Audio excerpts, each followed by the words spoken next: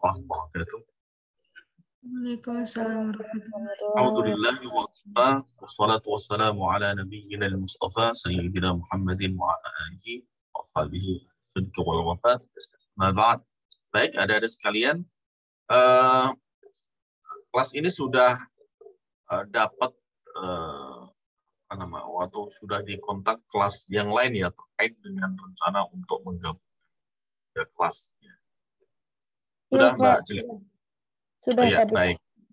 Ya, jadi secara teknis sama seperti sebelumnya, jadi masing-masing kelompok masih tetap bertugas sesuai dengan kelompoknya masing-masing, dan dari situ nanti Pak Ziyad akan mengambil nilai S dan juga nilai tugas kelompok, dan nanti secara teknis ya akan kita buat sedemikian rupa sehingga masing-masing kelas bisa saling cek presentasi masing-masing ya untuk bisa saling melengkapi. Baik, hari ini giliran siapa? Saya, Pak. Oh, Mbak, kita langsung. Ya. Iya, Pak. Baik, silakan Mbak ya. Ini terkait dengan mukaddimah juga yang kemarin sedikit sudah Pak Ziyad sampaikan pada pertemuan yang pertama. Baik, silakan Mbak Jelita. Baik, bismillahirrahmanirrahim. Saya ambil alih, Pak. Assalamualaikum warahmatullahi wabarakatuh. Alhamdulillahirrahmanirrahim. Rabbi nasta'in wala murid dunia wadin. Assalatu wassalamu ala asyafil anbiya wal mursalin wa ala alihi wa sahbihi ajma'in amma ba'du. Baik, kami pada siang hari ini dari kelompok 1 yang beranggotakan saya sendiri, Jelita, lalu ada Nadra dan Novia Alifatul akan membahas tentang ilmu balaghah dan ruang lingkup dari ilmu balaghah. Yang pertama, kita langsung masuk ke materi saja, pengertian ilmu balaghah yang akan disampaikan oleh Nadra. Kepada Nadra, saya persilahkan. Bismillahirrahmanirrahim. Yang pertama yaitu ada pengertian ilmu balaghah. Kata ilmu balaghah terdiri dari 2 kata, yaitu ilmu dan balaghah. Kata ilmu dalam Kamus Besar Bahasa Indonesia berarti pengetahuan tentang suatu bidang yang disusun secara sistematis menurut metode-metode tertentu yang dapat digunakan untuk menerangkan gejala-gejala tertentu di bidang pengetahuan tersebut. Atau juga pengetahuan atau juga kepandaian, yaitu tentang sosial, duniawi, akhirat, batin, dan juga sebagainya. Selanjutnya itu ada kata balaghah itu sendiri. Secara bahasa berasal dari bahasa Arab, yaitu balagho yablughu, yang berarti al-usul atau al-intihau, yang berarti sampai. Sedangkan secara istilah, menurut As-Said Ahmad Al-Hashimi, al-balagha huwa ihda'ul ma'na ilal qalbi fi ahsani suratin minal lafzi, yaitu balaghah adalah menghadirkan makna ke dalam hati melalui bentuk ungkapan terbaik dari suatu lafaz. Adapun menurut Ali Al-Jarim dan Mustafa Amin, balaghah adalah mendatangkan makna yang agung dan jelas dengan ungkapan yang benar dan fasih, memberi bekas yang berkesan di lubuk hati dan sesuai dengan situasi, kondisi, dan orang-orang yang diajak bicara. Jadi dapat ditarik kesimpulan bahwa ilmu balaghah adalah ilmu penyampaian suatu pesan dengan menggunakan ungkapan yang fasih, relevan antara lafal dengan kandungan maksudnya. Selain itu juga, selain memakai bahasa yang jelas, benar, dan fasih, balaghah juga harus dapat melekat atau membekas pada hati dan sesuai dengan situasi dan kondisi lawan bicara. Ya, baik. Ini bagus adik-adik ya. Artinya dalam mengutarakan sebuah ta'rif, definisi, itu setidaknya ada 2 referensi yang digunakan. Jadi tidak hanya satu saja, tapi 2 atau lebih. Ya. Standar S1 itu 2, standar S2 itu 3 atau lebih, dan bahkan kalau standar doktoral itu ya bisa 5 atau lebih. Baik, sudah bagus. Ini by the way, siapa tadi? Mbak Nadra itu lagi itu ya, ada televisi di belakangnya. Ada suara berisik. Iya Bapak, maaf lagi di luar. Oh, lagi di luar. Oke, baik. Ya. Nah, silakan. Kemudian secara ilmiah, balaghah merupakan suatu disiplin ilmu yang berlandaskan kepada kejernihan jiwa dan ketelitian, menangkap keindahan dan kejelasan perbedaan yang sama di antara macam-macam uslub atau ungkapan.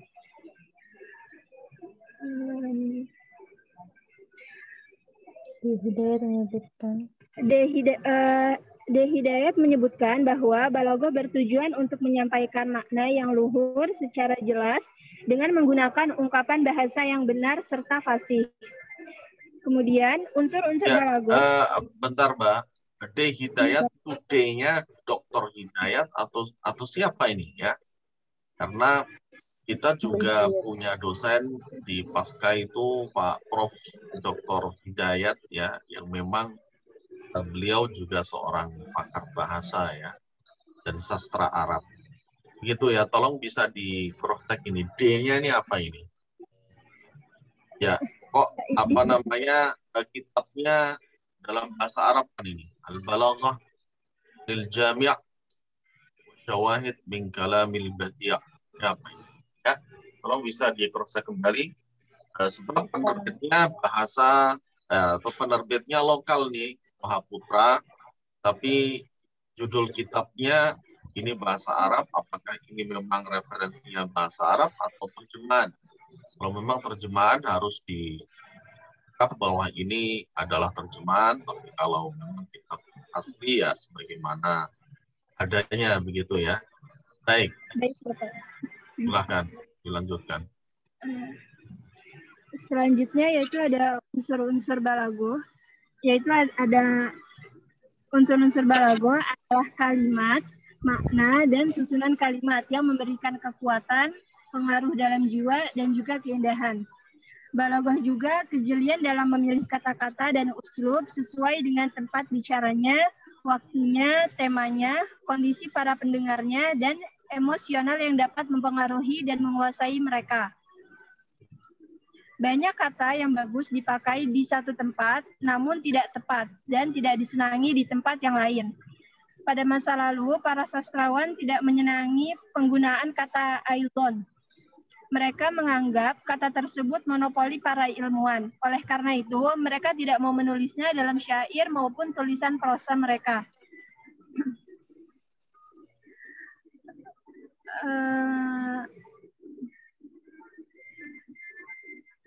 Selanjutnya yaitu ada ruang lingkup ilmu balaghah, ada 3. Yang pertama ada ilmu bayan, yang kedua ada ilmu ma'ani, yang ketiga ada ilmu badi.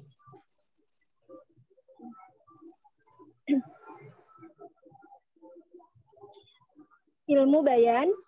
Bayan menurut bahasa yaitu adalah al-idahu wal kashfu, terbuka dan jelas. Sedangkan menurut istilah, yaitu adalah suatu ilmu yang mengetahui suatu penyusunan pengertian dengan redaksi yang berbeda-beda dalam menjelaskan tujuan yang akan disampaikan dengan mengkaji 3 bidang utama, yaitu adalah tashbih, majaz, dan kinayah. Dalam Nazar Jauhar al-Maknun yang berbunyi, wama minat ta'qidi fil ma'na yaqi lahul bayanu indahum qomin tafi, yaitu ilmu yang menjaga kalam atau ucapan dari takkid yang berhubungan dengan makna. Takkid maknawi itulah disebut dengan al-bayan. Jadi disimpulkan bahwa ilmu al-bayan adalah ilmu yang membahas suatu rangkaian kalimat dengan redaksi yang berbeda-beda dalam menjelaskan tujuan yang disampaikan.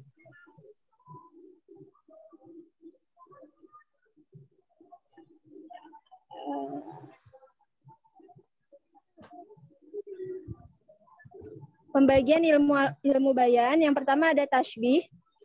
Tashbih adalah penyerupaan. Menurut bahasa adalah penyerupaan.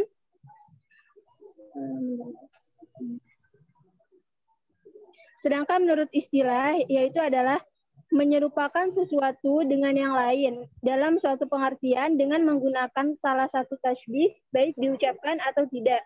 Karena adanya tujuan musyabbah, musyabbah bih, wajhu syabbah, dan ada tasbih. Contohnya yaitu Ya, sebentar Mbak, nanti ini dibuat lebih lugas lagi ya. Penyerupaan di sini tanda kutip itu maksudnya apa ya? Secara bahasa atau etimologi begitu ya. Kemudian yang kalimat di bawahnya ini istilah begitu, secara istilah atau terminologi gitu Mbak. Diselipkan satu keterangan lagi ya, jadi yang rata. Terus kemudian usahakan untuk, saya nggak tahu apakah di slide berikutnya ada contohnya atau tidak. Ya. Jadi sebisa mungkin untuk setiap penjelasan itu dicontohkan satu saja. Ya, untuk muqaddimah ini berbeda kalau nanti pas giliran kita membahas ilmul ma'ani dan kemudian membahas tentang tasbih, maka ya contoh harus banyak gitu ya. Lebih dari 2 dan seterusnya. Dan contohnya sebisa mungkin dari Al-Quran. Baik, lanjut Mbak. Baik Bapak. Yang kedua yaitu ada majaz. Majaz adalah kata yang dipakai bukan pada makna yang sebenarnya diletakkan untuk kalimat itu.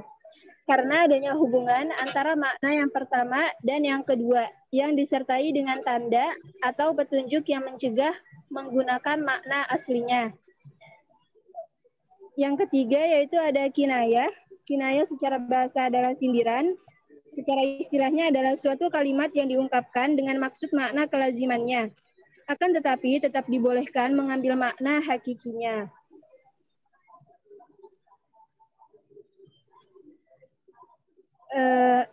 Nah, di sini ada contoh dari yang ketiga tersebut. Yang pertama ada contoh dari tasbih. Sama aku aja, udah. Oh iya, silakan dilanjutkan. Baik, selanjutnya akan dilanjutkan oleh Novia. Padanya dipersilakan. Moderator. Yang selanjutnya, ada pembagian ilmu bayan itu kan ada tasbih, majaz, dan kinayah. Tasbih di sini kan menurut bahasa at-tamthil atau perumpamaan, penyerupaan.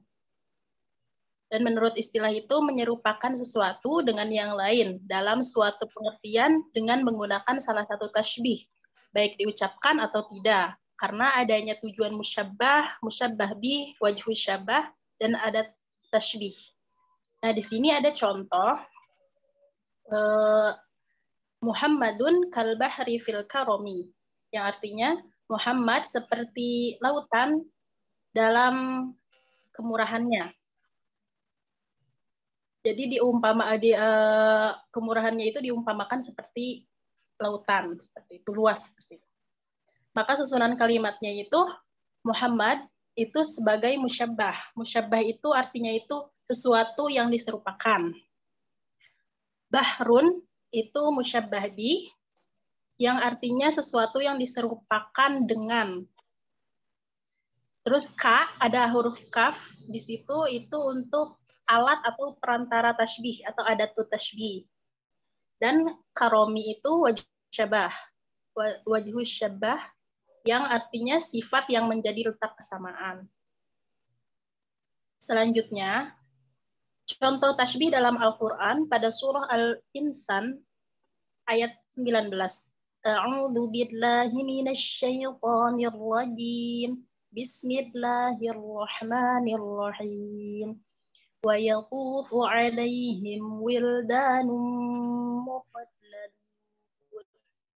Ra'aitahum hasibtahum lu'lu'am mansura. Shadaqallah. Dan mereka dikelilingi oleh para pemuda yang tetap muda. Apabila kamu melihatnya, akan kamu kira mereka mutiara yang bertaburan. Jadi perumpamaannya itu pemuda itu seperti mutiara yang bertaburan. Karena pemuda itu terlihat ya tetap muda seperti itu kurang lebih. Selanjutnya majaz. Majaz adalah kata yang dipakai bukan pada makna yang sebenarnya diletakkan untuk kalimat tersebut. Jadi majaz ini seperti kurang lebih seperti kiasan. Ya, kurang lebih seperti kiasan. Jadi contohnya kan ra'aitu asadan ala farshin, yang artinya saya melihat singa di atas kuda. Jadi singa di sini itu diartikan sebagai orang singa di sini itu majaz. Jadi ini tidak asli. Jadi bukan dia seperti singa, tapi dia terlihat berani seperti singa. Jadi diumpamakan, dikiasin seperti singa majaznya.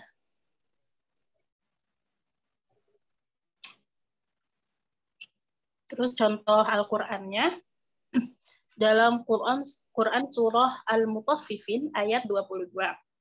A'udzu billahi minasyaitonir rajim. Bismillahirrahmanirrahim. Innal abrara lafi na'im. Sesungguhnya orang-orang yang berbakti itu benar-benar berada dalam kenikmatan. Maksud dari kenikmatan pada ayat di atas ini maksudnya itu tempatnya kenikmatan yang abadi, yaitu surga. Selanjutnya ada kinayah. Kinayah secara bahasa diartikan sebagai suatu lafaz untuk menunjukkan pengertian yang lain. Dalam bahasa Arab itu kinayah masdar dari kana yakni yang berarti sindiran. Sedangkan menurut istilah merupakan suatu kalimat yang diungkapkan dengan maksud makna kelazimannya, akan tetapi tetap dibolehkan mengambil makna hakimnya. Contohnya Muhammadun tawilun nijad. Tawilun nijad, yang artinya Muhammad panjang tali pedangnya. Makna hakikinya yaitu huwa an-nijadu huwa an-nijada Muhammadun tawilat. Anda yang aku murid Habib Umar. Yaitu tali pedang si Muhammad panjang, itu hakikinya. Tapi makna yang dimaksud itu Muhammad itu tinggi badannya.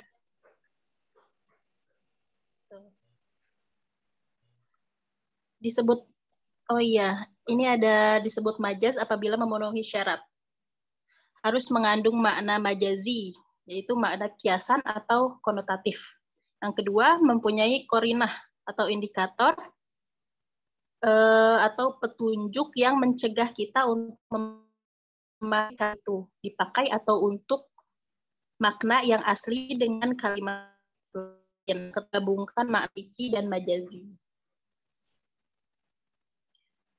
Contoh lain dalam Al-Quran pada surah Al-Lahab, ini contoh kinayah dalam Quran surah Al-Lahab ayat 4. Ya, untuk pendahuluan Mbak Novi, untuk pendahuluan itu baiknya langsung fokus ke Quran saja, ya.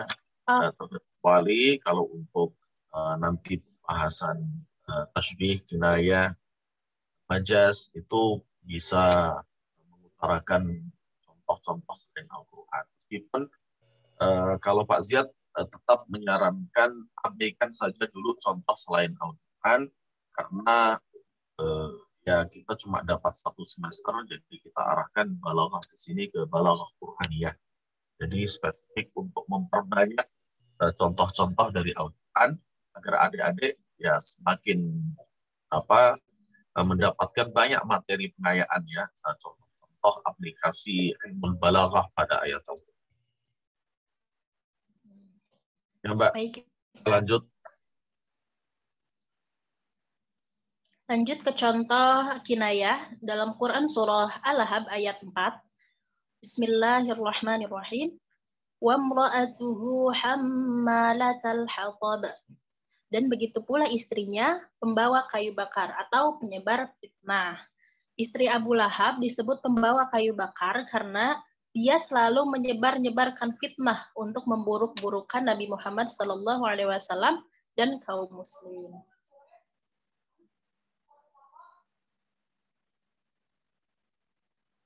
Dan Yang kedua ada ilmu ma'ani. Ilmu ma'ani adalah ilmu pokok-pokok dan dasar-dasar untuk mengetahui tata cara menyesuaikan kalimat kepada kontekstualnya atau muqtadul halnya, sehingga cocok dengan tujuan yang dikehendaki. Ya, nanti urutannya disesuaikan, Mbak ya. Yang pertama itu tentang ilmu ma'ani dulu, ya, ilmu ma'ani, baru kemudian ilmu bayan, dan yang terakhir adalah ilmu badiah. Jadi tadi di awal sudah benar tuh urutannya, tapi kemudian pembahasannya ini berbalik, gitu ya. Jadi ilmu ma'ani dulu, baru bayan, baru kemudian badiah. Baik, akan dilanjutkan. Dalam bait Jauhar Maknun, ta'diyatul ma'ani wa hafidun an khata'i yu'rafu bil ma'ani. Yang artinya, ilmu yang menjaga jangan sampai mutakalim itu salah di dalam menerangkan makna yang di luar makna yang dikehendaki. Itu disebut ilmu ma'ani. Ilmu ma'ani ini membahas macam-macam uslub dalam segi struktur kalimat.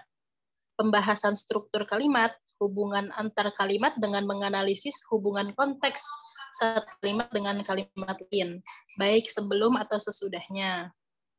Kajian utama ilmu ma'ani dalam khobari, kalam insya, ijaz, itnab, musawwah, takdim, takhir, qasar, wasal, dan fasal. Disimpulkan bahwa ilmu ma'ani adalah ilmu yang mempelajari tentang struktur kalimat bahasa Arab atau ketepatan susunan kalimat bahasa Arab yang bertujuan agar pembicara atau mutakalim dapat menyampaikan gagasannya sesuai dengan situasi dan kondisi.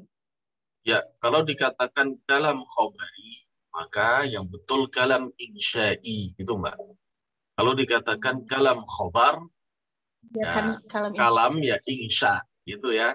Jadi kalau pakai ya nisbat, pakai ya nisbat sebenarnya. Kalau tidak, baik, ya pakai tarkib idhaf. Baik. Saya kembalikan kepada moderator.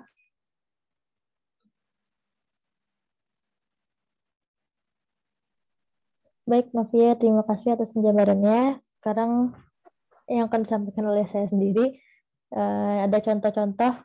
Ini sekarang contoh-contoh dalam ilmu ma'ani. Kita memang membahasnya nggak semua yang tadi disebutkan ya, kayak ijaz atau fasal-wasal gitu, kita nggak sebutin semua, karena nanti kan pembahasannya ada lebih khusus lagi. Ini yang pertama contoh yang kita ambil, kalam khobar atau ungkapan berita. Maka tatkala istri Imran melahirkan anaknya, dia pun ini di dalam Quran surah Maryam, Mbak.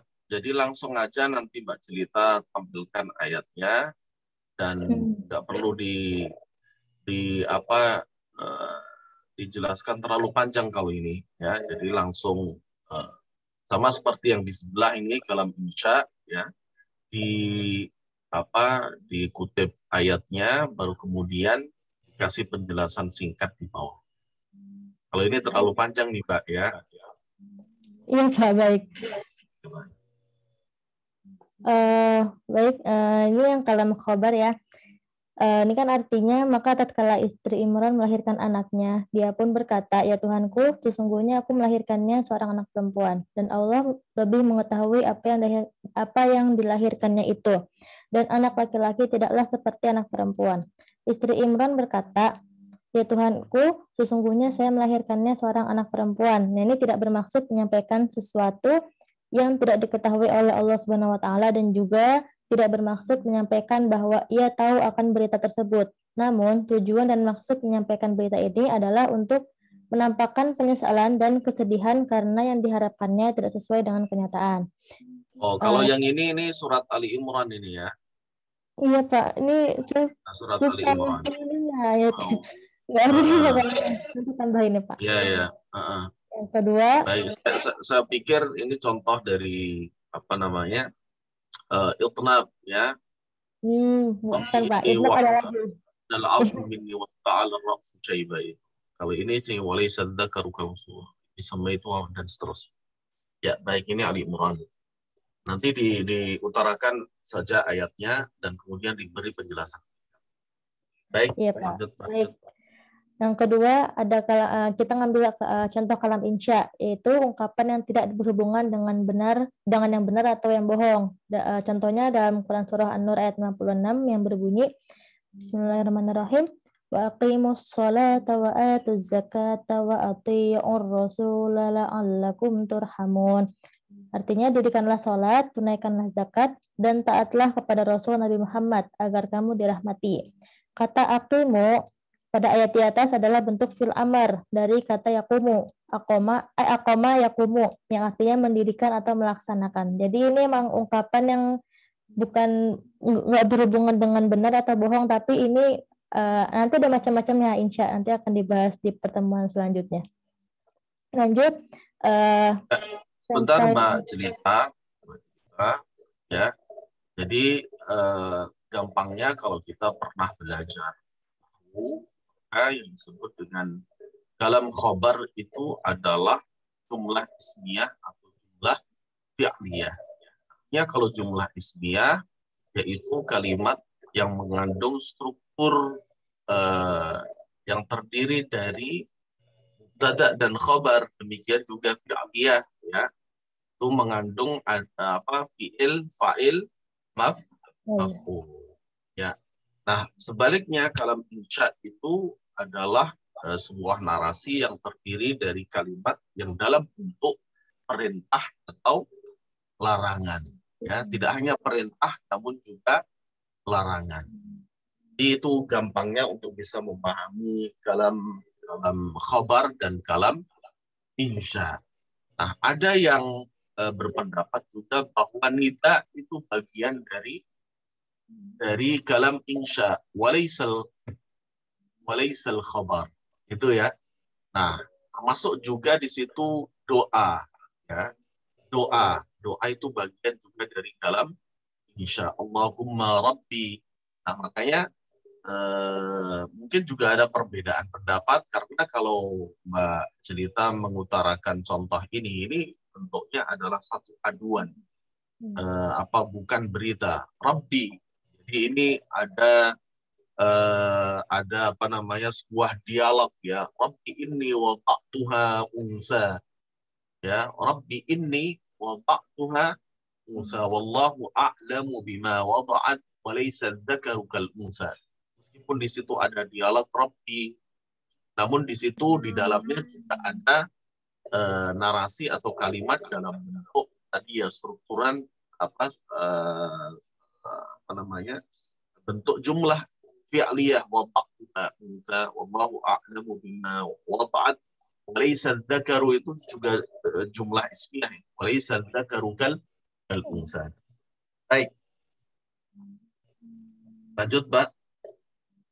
Baik, contoh yang ketiga kami ambil qasar, yaitu pengkhususan ya.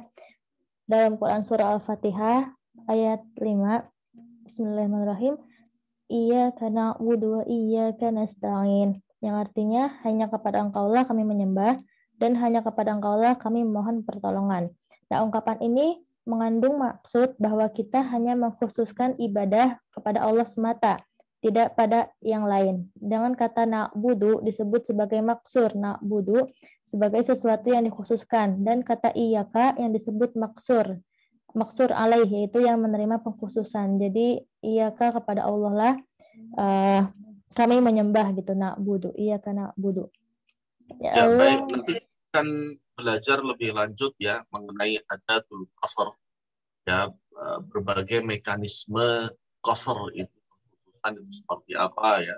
Misalnya menggunakan kalimat innama atau menggunakan huruf la an-nafiyah dan kemudian disusul dengan adatul tasniyah, ya, adatul istithna, illa, ya, la ilaha fa'lam annahu la ilaha illallah wastaghfir, la ilaha illallah, itu juga adatul qasr.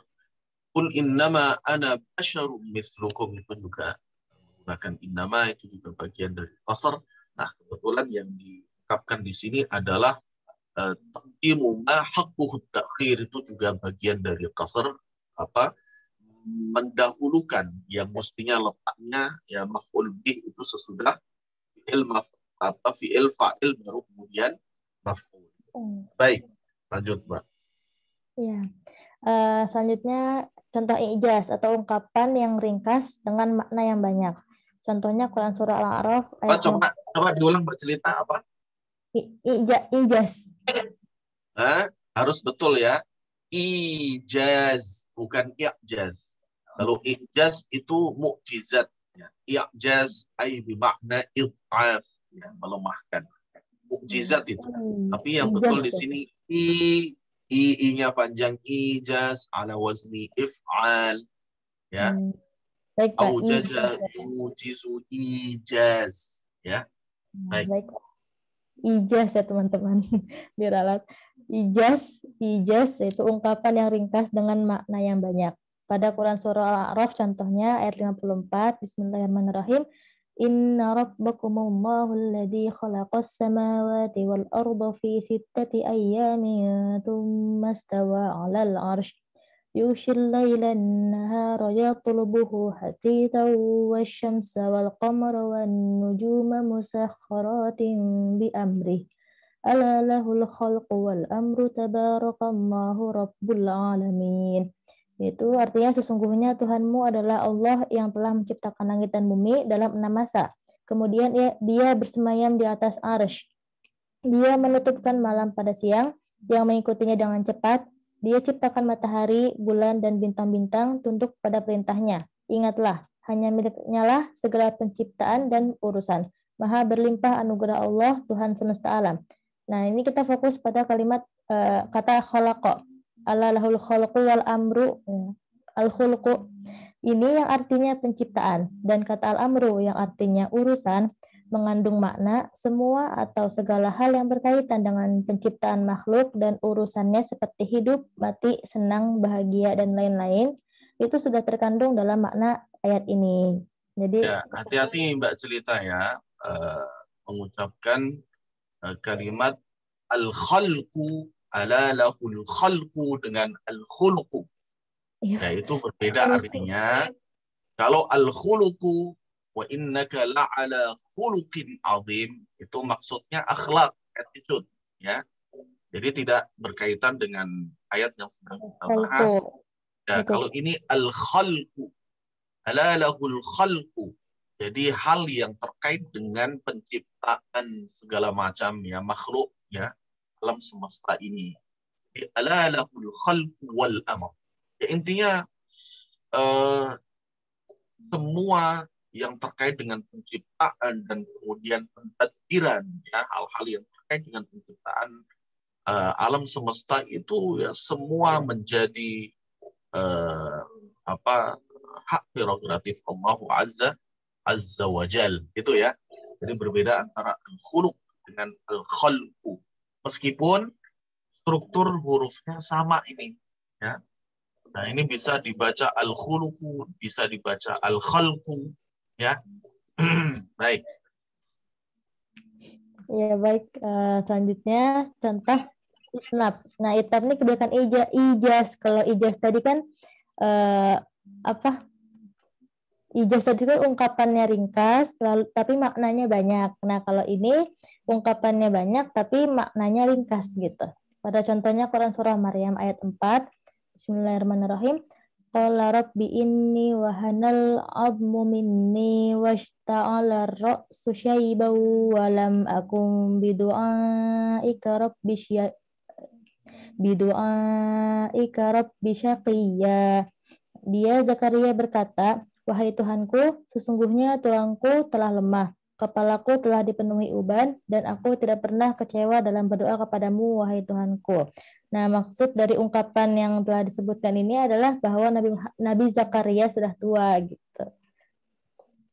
Lalu contoh yang keenam musawah, ungkapan yang setara atau seimbang. Jadi maksudnya adalah ungkapan yang tidak dilebihkan dan tidak juga dikurangi gitu. Jadi ya segitu gitu. Contohnya Quran surah Ar-Rum ayat 44. Bismillahirrahmanirrahim. Man kafara fa'alaihi kufruh Wa man 'amila sholihan fali anfusihim yamhadun. Artinya siapa yang kufur maka dia sendirilah yang menanggung akibat kekufurannya. Siapa yang mengerjakan kebajikan maka mereka menyiapkan untuk diri mereka sendiri tempat yang menyenangkan. Seperti itu contohnya. Ya, Itu silakan. contoh-contoh yang kami pemakala ambil dari ilmu ma'ani. Yang sekarang bagian yang ketiga yaitu ilmu badi'. Ilmu badi' secara istilah adalah ilmu untuk mengetahui aspek-aspek keindahan sebuah kalimat yang sesuai dengan keadaan. Jika aspek-aspek keindahan itu berada pada makna, maka dinamakan dengan muhassinat al-ma'nawiyah. Dan bila aspek keindahan itu ada pada lafaz, maka dinamakan dengan muhassinat al-lafdiyah. Keindahan lafaz seperti saja, iqtibas dan jinas. Kemudian keindahan makna seperti tauriyah, tibak, muqabalah, husnu atalil, uslub, hakim dan lain-lain. Dalam bait Jauharul Maknun disebutkan bismillah wa ma bihi wujuhu tahsinil kalam tu'rafu yuda'a bil badi'i wassalam. Artinya ilmu untuk mengetahui cara-cara memperbaiki kalam atau ucapan itulah disebut ilmu badi'. Nah, maka kesimpulannya ilmu badi' adalah suatu ilmu yang dapat mengetahui cara-cara membentuk atau memperbaiki kalam dan juga bertujuan untuk menghias susunan kalimat dengan dua aspek keindahan sesuai dengan keadaan. Nah, jika menyangkut aspek makna maka disebut dengan muhassinat al-ma'nawiyah dan jika menyangkut keindahan lafaz disebut muhassinat lafziyah. Yang pertama kita ambil muhassinat lafziyah, yaitu cara memperindah kalam yang menitik beratkan pada memperindah lafaz seperti yang tadi disebutkan. Nah, beberapa contoh dari macam-macam muhassinat al-lafziyah, diantaranya kita mengambil yang pertama jinas. Jinas ini artinya kemiripan pengungkapan dua lafaz yang berbeda artinya. Contoh pada Quran surah Ar-Rum ayat 55 yang bunyinya Bismillahirrahmanirrahim. Wa yawma taqumus sa'atu yuqasimul mujrimun ma labitu ghayra sa'ah kadzalika kanu yufakun. Yang artinya dan pada hari ketika terjadinya kiamat orang-orang yang berdosa bersumpah bahwa mereka berdiam dalam kubur hanya sesaat saja. Begitulah dahulu mereka dipalingkan dari kebenaran. Nah, ini pada ayat tersebut ada kata sa'ah kan dua kali ya. Taqumus sa'ah dan ghayra sa'ah. Nah, pada kali pertama sa'ah, as-sa'ah ini bermakna hari kiamat dan pada kali kedua bermakna saat atau waktu yang sedikit, sesaat. Pengungkapan suatu kata yang punya dua makna inilah yang disebut pada tempat yang berbeda dinamakan jinas. Nah, yang kedua kita ambil saja, yaitu persesuaian dua akhir kata pada huruf akhirnya. Contohnya pada Quran surah Al-Ghasyiyah ayat 13 sampai 14. Bismillahirrahmanirrahim. Fiha sururum marfu'ah wa akwabum mawdu'ah. Yang artinya di dalamnya ada tahta-tahta yang ditinggikan dan gelas-gelas yang terletak di dekatnya. Nah, ini fokus di marfu'ah dan mawdu'ah. Jadi persesuaian dua akhir kata yang pada huruf akhirnya. Itu saja. Ya, nanti ditambahkan, Mbak ya. Syukur bisa dibedakan tintanya ya, pakai tinta merah atau putih gitu ya. Baik, Pak. Yang kedua, muhassinat al-maknawiyah seperti yang tadi dijelaskan, yaitu fokus pada perindah secara makna gitu ya. Pembagian dalam muhassinat al-maknawiyah menurut Kiai Haji Wahab Muhsin. Ini ada 13 badi dan kita nggak sebutin contoh-contohnya karena cukup banyak, nanti kan ada pembahasan yang lebih lanjut lagi gitu. Ada badi at-tauriyah, badi at-tibak, badi muqabalah, badi mura'ah an-nadir, badi al-istikhdam, badi al-jam'u, badi at-tafriq, badi at-taqsim, badi ta'qid al-madah, badi ta'qid az-zam, badi husnu ta'lil, badi tazahulul arif dan badi Aja pakai jim, Mbak. Tazahulul arif ya, pakai jim ya. kemudian taujih. Dan kalimat badi di sini saya pikir nggak perlu, Mbak, langsung aja tauri ya. Maksudnya badi di sini adalah ini bagian dari pembahasan ilmu badi ya. Ya, Pak. Jadi langsung aja at-tauriyah, at-tibaq. Nanti siapa yang bertugas untuk buat makalah tentang ini nggak perlu pakai penggunaan kata badi. Langsung aja at-tauriyah, at-tibaq, kemudian muqabalah ya, mura'atun nadhir, al-istikhdam, al-jam'u, at-tafriq, at-taqsim, ta'kidul maddah, ta'kidul azam, husnul ta'lim ya, tajahulul arif, dan taujih. Baik, jadi ini sebenarnya ya kalau ada referensi baru ya dalam ilmu balaghah, apalagi ini bahasa Indonesia, tentu idealnya kita langsung mengutip kepada referensi yang berbahasa Arab, Pak. Ya, karena ini balaghah ini kan sastra Arab begitu ya. Jadi sejak sebelum Al-Quran Al-Karim itu diturunkan itu sudah eksis sebenarnya. Nah, cuma memang bedanya belum secara sistematis pembahasan. Makanya di awal kita sudah bahas bahwa wadi'u ilmil balaghah ini adalah Abdul Qahir Al-Jurjani. Demikian juga disiplin fan ilmu yang lain juga demikian ya. Sudah kebanyakan sudah eksis secara tatbiqi amali, namun belum sistematis pembahasannya, dan kemudian mustalahat ilmiah fanniyah yang ada di dalamnya itu juga mungkin belum ada saat itu. Namun secara pembahasan sebenarnya sudah ada, sehingga ketika kita mendapati ada referensi berbahasa Indonesia misalnya tentang balaghah, maka baiknya kita langsung rujuk ke referensi aslinya berbahasa Arab, karena dia pasti juga ngutip gitu. Ngerti nggak yang saya maksudkan?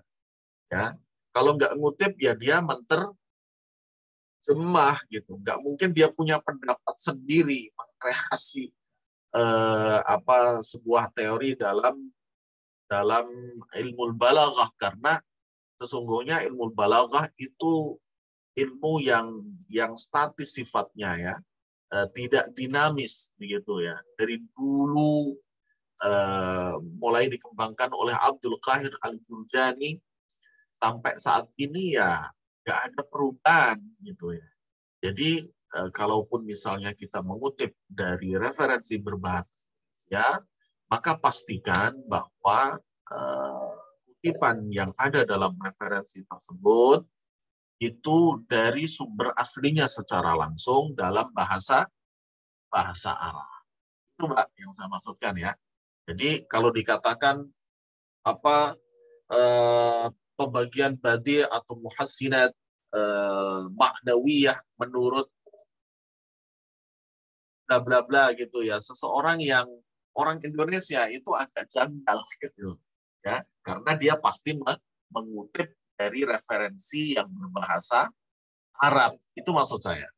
Jadi harus dinaikkan level kualitas kutipannya lagi langsung pada referensi yang berbahasa Arab. Baik, demikian adik-adik, ada pertanyaan?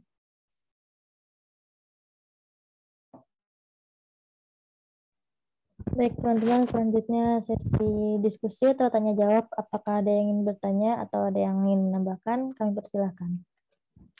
Ya, jadi insya Allah kita sepakat untuk menggabungkan 3 kelas, Mbak ya, agar ya lebih efektif, ya, tapi tetap kewajiban masing-masing kelompok untuk tetap membuat makalah dan juga presentasi, karena dari situ Pak Ziad akan mengambil nilai. Dan nanti secara teknis presentasinya nanti bisa saling melengkapi. Ya, demikian. Kalau tidak ada pertanyaan, saya cukupkan sekian. Bagaimana teman-teman? Apakah ada yang bertanya? Ya, insya Allah sudah cukup jelas ya. Karena nanti juga akan ada pembahasan lebih lanjut ya, Ya, terkait betul. dengan tema-tema yang tadi sudah disampaikan oleh Mbak Jelita dan kawan-kawan. Ya, Ya, Bapak izin konfirmasi ada satu mahasiswi kelas ini yang kelas semester 4, Pak, belajarnya. oh gitu. Ya, karena dia waktu semester 4 kemarin kan itu ya Pak, sempat Nggak ikut bolong ujian. kuliah. Oh, Jadi oke. dia semester 4. Ya, namanya Nahdiah, Pak. Nahdiah Oh ya, Nurul. Ya, jadi ya sekarang baik. ya baik, Pak. Ya baik Mbak. Ya nggak apa-apa. Tinggal diikuti saja ketentuan yang ada dalam mata kuliah ini dan insya Allah semua Pak Zia jamin lulus. Amin, Pak. Demikian Baik, Pak. ada sekalian. Kalau tidak ada pertanyaan, Pak Zia cukupkan sekian. Terima kasih untuk pemakalah. Dan Pak Zia pesan tadi ya sekali lagi untuk pemakalah berikutnya usahakan tidak mengambil contoh kecuali dari Al-Quran. Nah, ini juga bagian pembahasan dari ilmu apa ini? Ilmu ya tidak mengambil contoh kecuali dari Al-Quran. Apa itu? Qasar itu ya. Jadi nanti usahakan ya dan contohnya tidak satu saja, syukur-syukur bisa dua gitu sehingga dua atau lebih sehingga bisa semakin banyak pengayaan materinya. Demikian adik-adik sekalian, kurang lebihnya mohon maaf.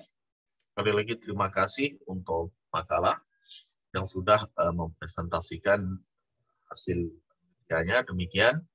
Akhirul kalam kurang lebihnya mohon maaf. Wallahul muwaffiq. Wassalamualaikum warahmatullahi wabarakatuh. Waalaikumsalam warahmatullahi wabarakatuh. Terima kasih, Bapak. Ya, makasih Mbak. Sama-sama. Sama-sama. Ya, sampai ketemu di jam ketiga ya. Iya, Pak, minggu depan. Ya.